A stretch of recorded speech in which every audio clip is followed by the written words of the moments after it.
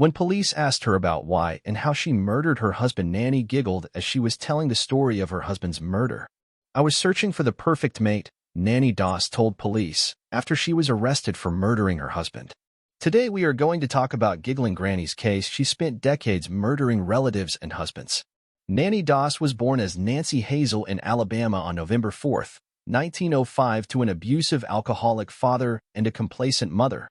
Nannie and her siblings were poorly educated, mostly because many days they weren't allowed to attend school so they could stay home and help on the family farm. Nannie was just 7 years old when she was riding a train that came to an abrupt stop, causing her to lurch forward and smash her head on the metal seat in front of her. From this moment on, she suffered from headaches, blackouts, and depression. Nannie would later claim that this trauma was the reason for her future sociopathic behavior. During childhood, her favorite hobby was reading her mother's romance magazines and dreaming of her own romantic future. Perhaps she used the romance magazines as an escape from her abusive father while her mother turned a blind eye. Her father discouraged her romantic dreams by prohibiting her and her sisters from wearing any kind of makeup or attractive clothing. In 1921, when Nannie was 16, she was working at a textile factory and met a coworker named Charles Braggs. According to Nannie, the couple married after 4 or 5 months of knowing each other. Charles was the only son of a single mother who insisted on living with her after he married. Nannie had 4 daughters from her first marriage. Caring for her daughters was exhausting, which led to her drinking, which eventually became an addiction. Her situation worsened when she discovered her husband was cheating on her. The unhappy couple lost their 2 middle girls to food poisoning in 1927. A year later, the couple divorced, and Nannie took the remaining daughters with her. When Nannie received her daughter's life insurance money, her husband accused her of murdering her own daughters. Charles was actually scared of Nannie, telling reporters years later, "When she got mad, I wouldn't eat anything she fixed or drink anything around the house," and described her as high-tempered and mean. After a failed marriage and the stress of raising 2 daughters, she turned to romantic novels, from where she met her second husband, Robert Franklin Harrelson. The couple would constantly write romantic poetry to each other and married in 1929. The new beginning was soon shattered when she discovered that her husband was an alcoholic with a criminal record for assault. Despite this, the marriage would last for 16 years. Nannie's 2 daughters from her previous marriage, Melvina and Florine, grew to adulthood and married. Her older daughter Melvina had a son, Robert, in 1943, and in 1945, she went into labor with her second child. Florine and Nannie were among those at the hospital to support her during the childbirth. Melvina, exhausted from the exhausting process, thought she saw her visiting mother inserting a hatpin into the baby's head.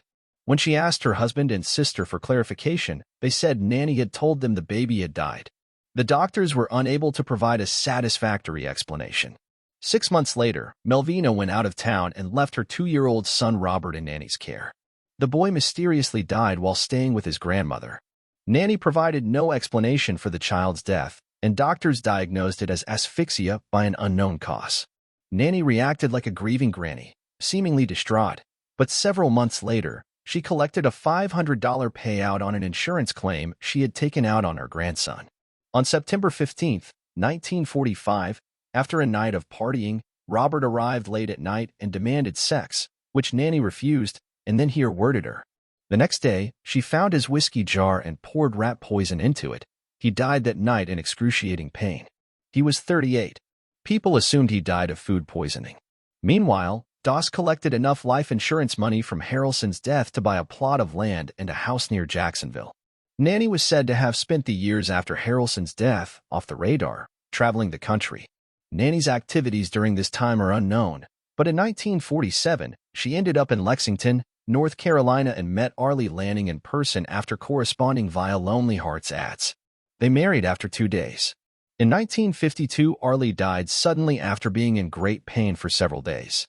He had been known in town as a womanizing drunk, while Nannie had portrayed herself as a dutiful, put-upon wife.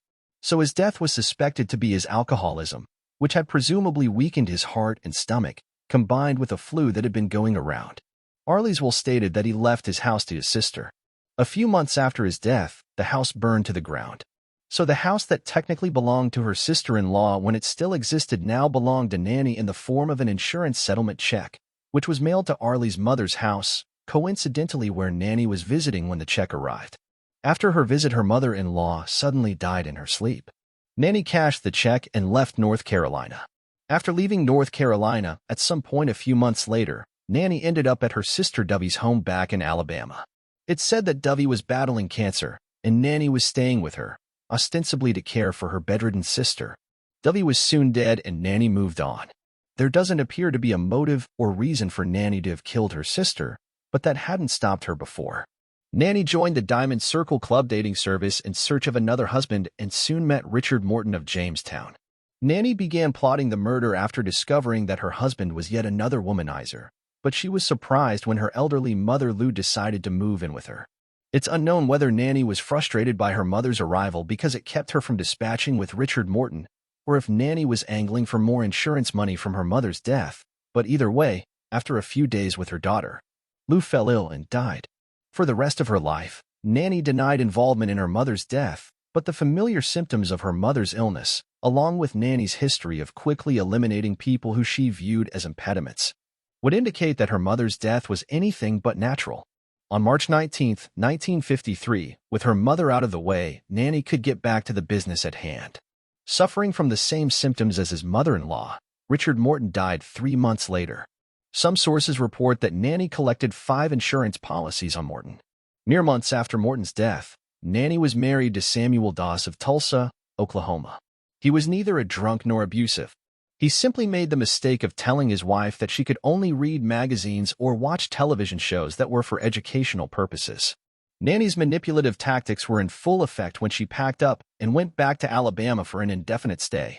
Samuel fell for it and pleaded with her to come back to Tulsa, buying her gifts and giving her access to his bank accounts. This was a nice gesture, but what really got Nannie's attention were the 2 life insurance policies he took out on himself. And you'll never guess who Samuel named as the beneficiary. Nannie went back to Tulsa. One night, Samuel had just finished dinner when Nannie laced a prune cake with poison. Samuel was diagnosed with a severe digestive tract infection and spent a month recovering in the hospital. As Samuel Doss was recuperating at home the evening after his release, Nannie, possibly frustrated that her usually foolproof death cocktail hadn't worked last time, wasted no time and prepared her husband a cup of coffee with his dinner. It was later said that the coffee had enough arsenic to wipe out a team of horses. Samuel died a few hours later. The doctor who treated her 5th and final husband had suspected foul play during his month-long hospitalization, but he had no proof. So the doctor convinced Nannie, who was to receive 2 life insurance benefits after the 5th husband's death, to let him perform an autopsy. The doctor found huge amounts of arsenic in Samuel Doss's body and alerted police. Nannie Doss was arrested in 1954. And with that, Nannie Doss's serial killer career was over, but she soon took on a new persona, the Giggling Granny. Authorities exhumed some of Doss's previous victims and found extraordinary amounts of arsenic or rat poison in their bodies. Doss blamed her murderous escapades on her brain injury. Meanwhile, journalists gave her the nickname Giggling Granny because every time she would tell the story of how she killed her late husbands, she laughed. Doss even had a surprising motive for killing her male companions. She wasn't after insurance money. In her own words, Doss romance magazines had a profound effect on her psyche. I was searching for the perfect mate, the real romance in life.